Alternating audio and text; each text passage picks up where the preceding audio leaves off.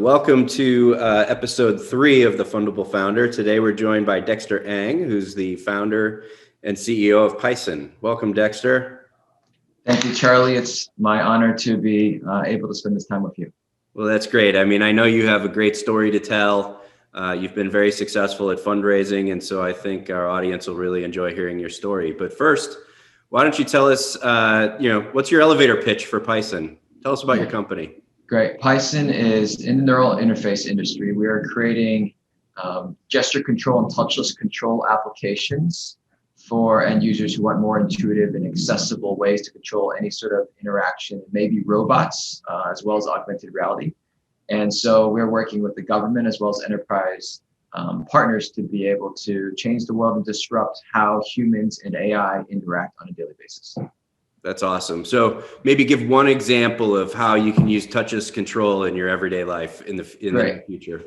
Yeah, great. So our first product is actually for the government, where we'll allow users who are using versions of Google Maps and Messenger on their phone, but to be able to control that phone even if it's in their pocket, just by doing swipes in the air or being able to respond to text messages just by lifting up their finger. As well as then allowing other users in the government to be able to control drones just by indicating where they want the drone to go with their hand.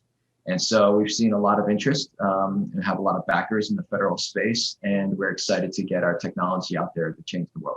That's awesome. Yeah, I've seen the technology. It's very cool. It's very sci-fi, but it's here today, which is great. So tell us a little bit about your origin story. Why did you decide to start this business?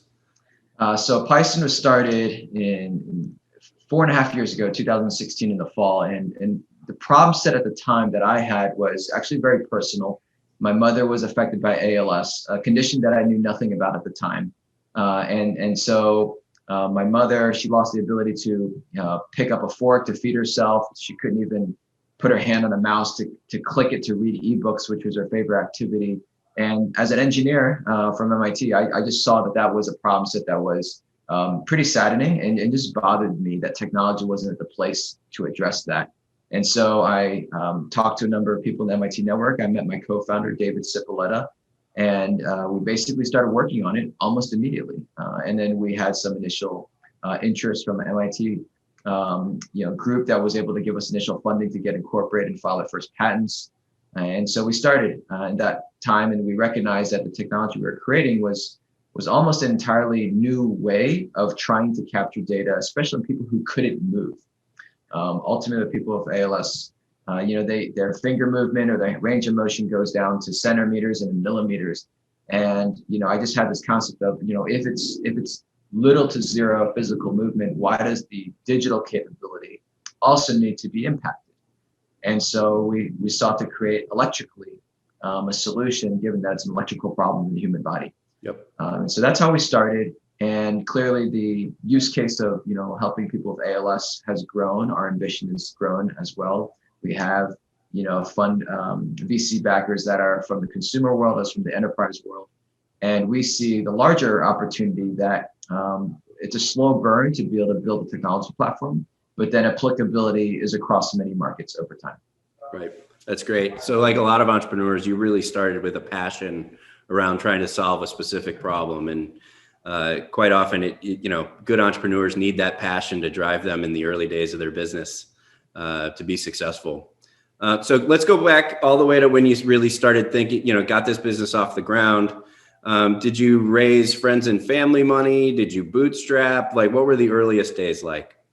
Great. The earliest days, I do have a lot to contribute to MIT's network as a whole. Not necessarily from my undergrad days, but coming back as an advanced study fellow and being intentional about being able to create this business in 2016. After working in industry for about 8 years, I was able to, through that innovation ecosystem, meet people who introduced me to other people. The Sandbox program at MIT was one of them. And then eventually there were angel investors in the Boston network, as well as my background in Chicago, that were able to get us through the first couple of years of a couple $1 million. And really the thesis there was, let me just try to find people who knew and trusted me and could recognize that this is going to be a long journey as a company.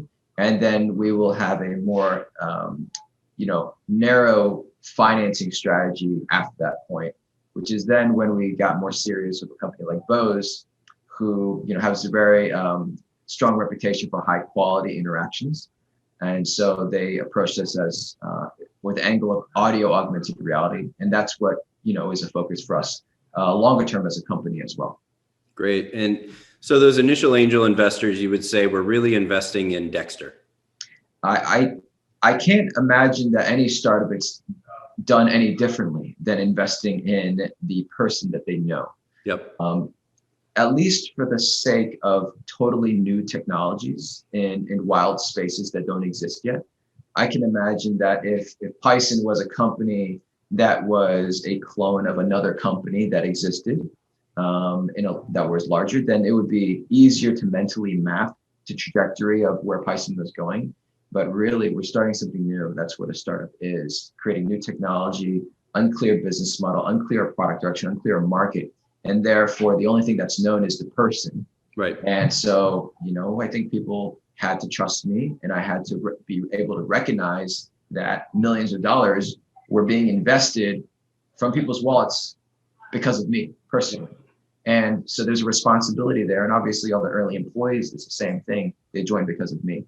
And so I have to do my due diligence on making sure the company is run very well, with a clear strategy, and a very ambitious one to get there. Yeah. So when that first angel money came in, you didn't just go celebrate and start spending it all, did you? You tried to create a really responsible company that would make those investors proud of what you're doing, right?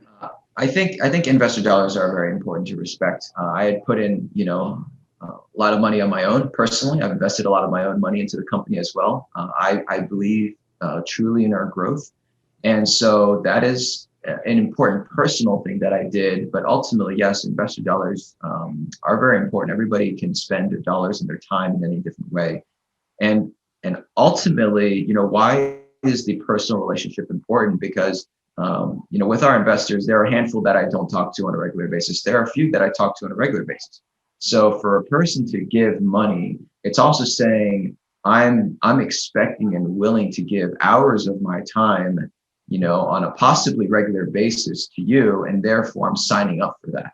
Yep. I don't think people really think about that, but therefore the personal connection and trust must be unquestionable. Yeah, no question. And I think a lot of aspiring entrepreneurs probably don't completely understand or realize the impact of that relationship building at the beginning. When we're doing due diligence on companies at the seed stage, most of the due diligence we're doing is around the person and getting to know the person, because we expect to be in a 5, 7, 10-year relationship with that person.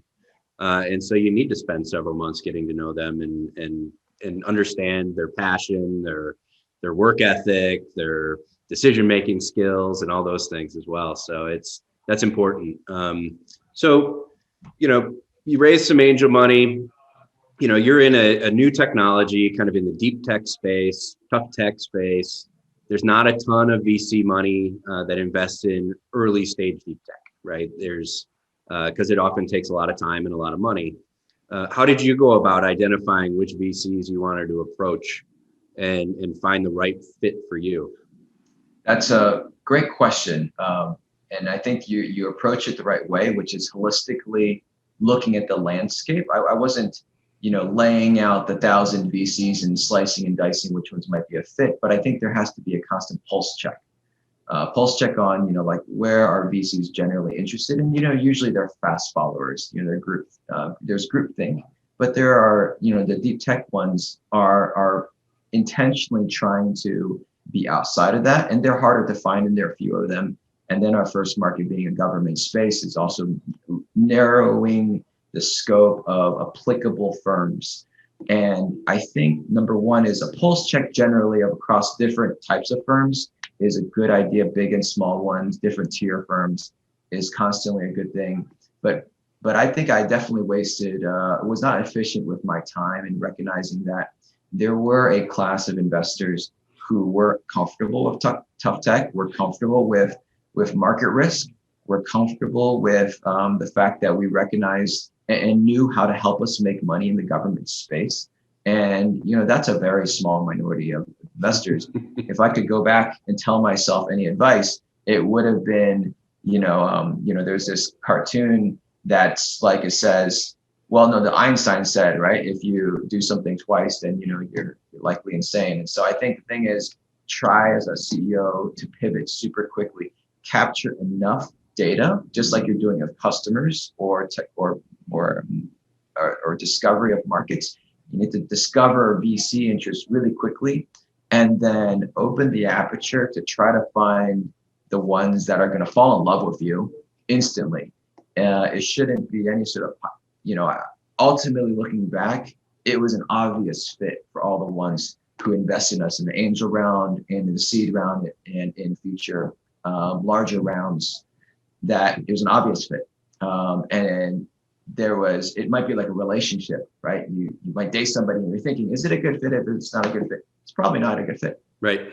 And so I can only give myself that advice now, not historically, but that's what I would definitely recognize. And at this point in time in the industry, there's just so much flush, funds and funders and opportunities to get capital, that a startup should be, having a very wide and fast search to find the best possible fits.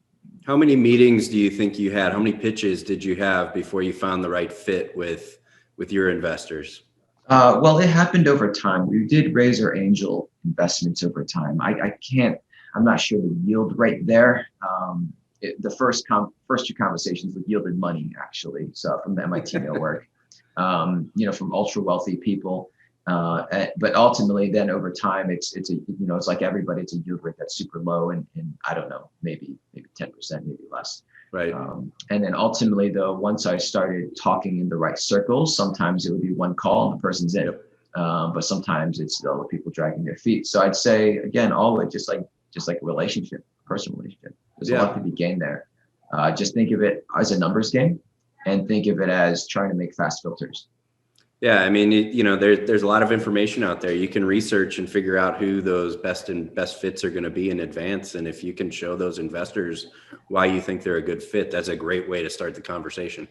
Every one of our major investors and significant investors at Pison, I have had cold intros. I have had warm intros. The only ones that ever bore fruit in a meaningful way were referrals. So, For example, we have investment from Bose and from InQtel. InQtel has introduced us to further investors. And that sort of like stamp of approval and a pass through from a vetted, credible partner is way more meaningful than anything I could do on my own. So you did something else that was pretty smart to help de-risk the investment for your investors, and that was getting non-dilutive money from a variety of sources. Do you want to just talk a little bit about that process of identifying grants and other things that you received? Yes. So I think the way to think about it is, at least in our technology, neural interfaces, this is a pretty capital intensive area in the world. It's obviously new, so there's some market timing, risk, as well as, product risk. And so what we have to be thinking about always is, okay, assume the worst, assume this is a marathon, not a sprint, in terms of, reaching scale growth. And therefore, what are robust ways to reach capital in a sustainable manner? And so, there were a number of grants. The SBIR, SBIR programs in the federal government are pretty substantial. Those could be NSF as well as, NIH or DoD. And ultimately, there's the U.S. government is positioned to help startups succeed. And there's several $1 million that startups can accomplish by putting in the legwork. And I think that no CEO should be shy or staying away from any financing strategy unless they've actually learned how it works themselves. Yeah. And so I know many startup founders who particularly did not pursue SBIRs. And then at Pison, we've had, a great deal of growth from them and in maintaining all of our IP. And so obviously there's a pro and con to everything. I would give myself feedback years in the past. I would have actually been more aggressive in raising VC earlier, actually. And then layered in the SBR revenue a bit later if I could have given myself advice earlier, because there's just a need for speed and the SBIRs are not necessarily fast for laying the groundwork of a team. That makes sense. That's great advice. Any other final thoughts on fundraising advice for aspiring entrepreneurs out there? I think there's no way around just, hitting the pavement. However, don't bang your head against a brick wall. If it's not working, pivot almost immediately. So I had this saying to myself, if I heard the same feedback even twice, I did a major shift. So one time I can't take that as being impactful, but 2 times, then I recognize I need to mitigate that risk immediately or address that comment immediately. That's great advice. Thank you. So I always like to finish by asking our guest, how would you describe yourself in one word? One word.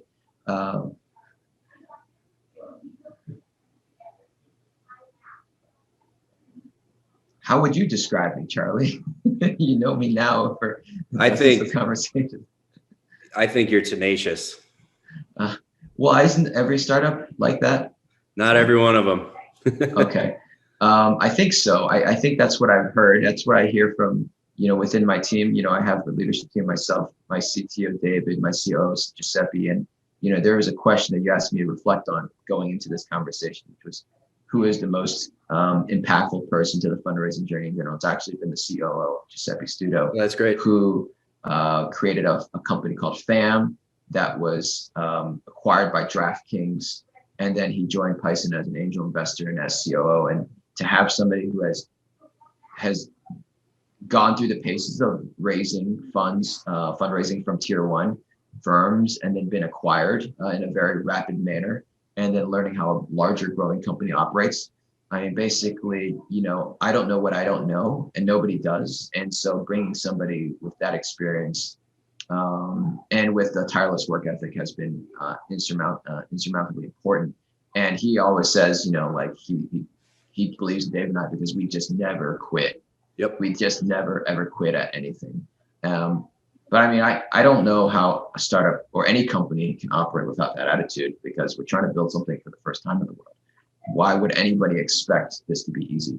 Yeah, no, there's 4 things I look for in founders typically. It's passion, it's intellectual curiosity, it's work ethic, and it's good decision-making skills, right? And those 4 things, to me kind of add up to somebody who's tenacious or determined, and those types of words. And you definitely fit that characteristic, Dexter.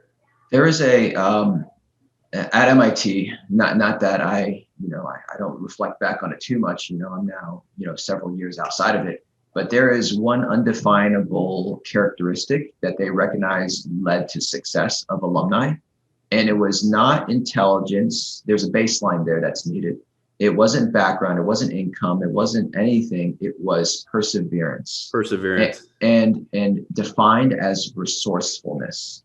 So if you're up against a wall and you don't know how to figure something out, you find out how to figure it out. Yep. Right. And so it's like there's a saying from Jeff Bezos, like when he's looking for partners, then he wants somebody who, like, if he's locked up in a jail in some weird country, that person will figure out how to get him out. Right. And so that's resourcefulness, is trying, every day I solve problems that I've never solved before. Yep. On a personal basis. Some other people have solved it, and so I'm going to figure that out. But that's the case. And so drawing resources from the rest of the world to build a company is just the most required attribute of a startup founder. That's awesome. Well, that's a great place for us to end this, Dexter. I really appreciate you being on. It's tremendous advice for aspiring entrepreneurs out there. Thank you very much. Thank you so much. Take care, John. To innovate, invent, and disrupt? We're your partner to fuel your growth. Contact us to learn more.